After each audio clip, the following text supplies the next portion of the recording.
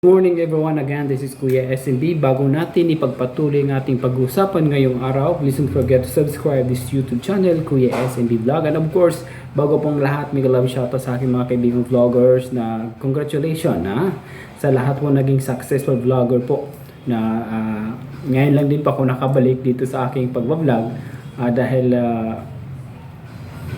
na-miss ko na as a vlogger na magtrabaho dito sa social media. Anyway, ang ating pag-usapan regarding po doon nagsisi na ba si Dave Manalastas sa kanyang nagawang pagkakamali sa kanyang Tatay Tekram dito sa social media. So alam naman natin mga ka-Tekram, mga ka-idol na kung ano ang nagawang mistake ni Dave Manalastas na until now umiiral pa rin ang issue. Kahit alam nyo po ang pagkakamali ng bata, huwag nyo po konsentihin na tama ang kanyang ginagawa. Kahit anong gawin nating cycle ng sitwasyon between the Tatay Tekram and the Dave Manalastas, mistake talaga ni Dave Manalastas. Sana kung may natitira pang pagmamahal sa iyong tatay, may natitira pang pagmamahal sa taong tumulong sa iyo. Dahil sa napapansin ko mga ka-idol, ang ginagawa ni Tatay Tekram is gumawa lang siya ng way na ikakabuti sa kanyang anak na si Dave Manalastas. Okay? Alam naman ng karamihan na si Tatay Tekram ang naging tulay, naging daan kung nasaan ngayon naroroon, kung ano ang sitwasyon ngayon, or estado ngayon ni Dave Manalastas. Sana naman kung sino man nakakapaligid kay Dave Manalastas, na wag nyo naman po bigyan ng masamang kahulugan ang mga ginagawa ni Tatay Tekram dahil ito'y gumagawa. Wala siya ng way para may ayos at maitupad ang pangarap niya para sa kanyang anak. Ganun lang po doon ang aking napapansin, aking obserbasyon, yung mga ginagawa ni Tatay Tekram alang-alang sa kanyang anak. Nang nakita ko ng hagulhulong iyak si Tatay Tekram, doon ko nasusukot kung gaano niya kamahal ang bata. Doon natin masusukot kung paano niya minahal ang bata bilang isang tunay na anak. Hindi natin alam kung ano talaga ang punot dulot kung bakit umalis si Dave. Sino ba ang sulsul sa kay Dave kung bakit nagawa niya yun. Nagkaroon siya ng confidence na dapat gawin ko to.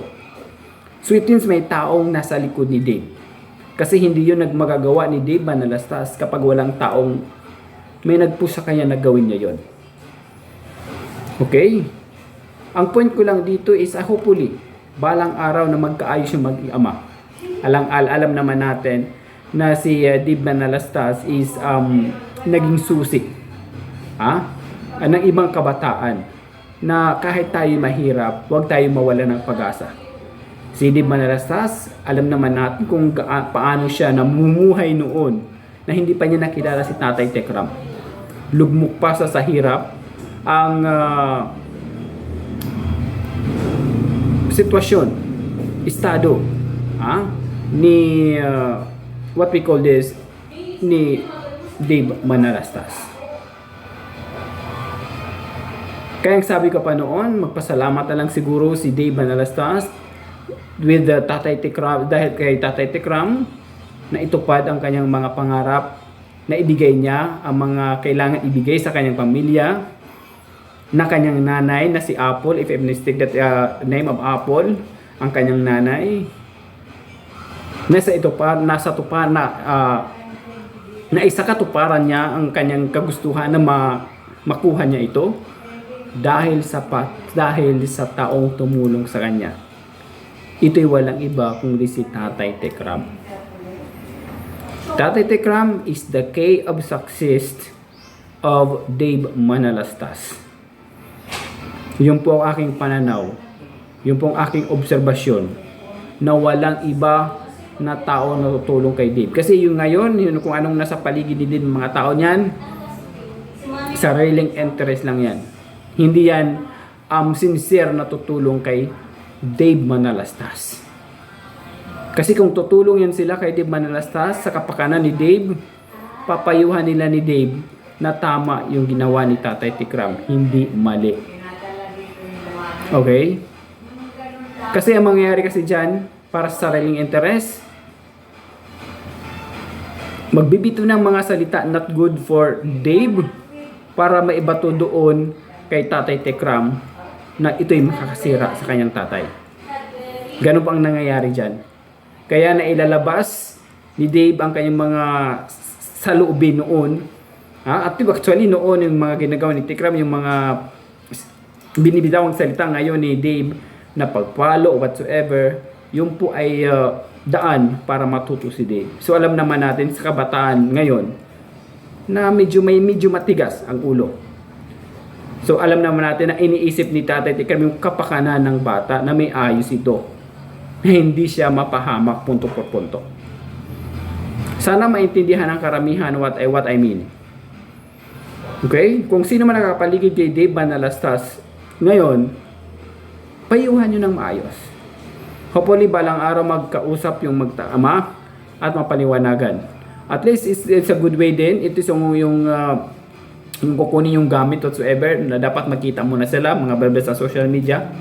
Siguro kung yun ang daan, why not? Idaan sa tamang proseso para may ayos yung gusot na dapat ayusin.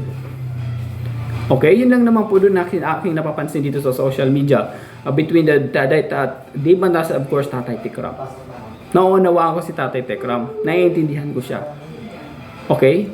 Kasi hindi nyo mapapansin sa ganung hagulhol na iyak kung walang concern, kung hindi nangihinayang, kung hindi mahal niya ang tao.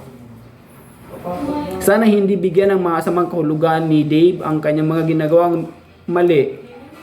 Na para sa kanyang mali yung ginagawa ni Tatay Tekram. Kung pagpalo, whatsoever, hindi masiguro masakit yon. About sa pera, magpasalamat na lang po kayo na may nagtitiwala po sa inyo. Okay? Kasi ang nangyayari, ang gitna nito yung gitnang panggulgulo na to Why nadadali yung bata? Because of money. Dahil sa inggit. Yun ang aking obserbasyon. Kaya wag naman. Sana hindi po wag tularan yung iba. Na hindi po maitulad yung nangyayari sa mag-ama ngayon. Yan, maraming salamat po. Sana po sa mga nanonood ngayon, please don't forget to subscribe sa YouTube channel Kuya SMB Vlog. Nagbabalik na po si Kuya SMB sa social media punto por punto. So ilang taon po akong nanahimik, more than 3 years, dahil sa aking tinatahak na karir ngayon. Ayan, maraming salamat. And big love shoutout sa aking mga kaibigan na si BPM, si Noy, si Rolly, yung mga kabatch ko po yan, yung isa pa, yung medyo chubby, I forgot his name, sorry po. At of course sa lahat ng vloggers, Temperador, Maraming pong salamat po. Big love shout to miss you all guys. So, sana po magkita-kita po tayo balang araw. Maraming salamat. Hanggang dun muna ng ating content ngayon mga ka-idol. Again, this is Kuya SMB Vlog. Para sigurado, punto por punto, fact na fact, full na full. Have a good day everyone. Ingat, God bless, mabuhay po kayong lahat.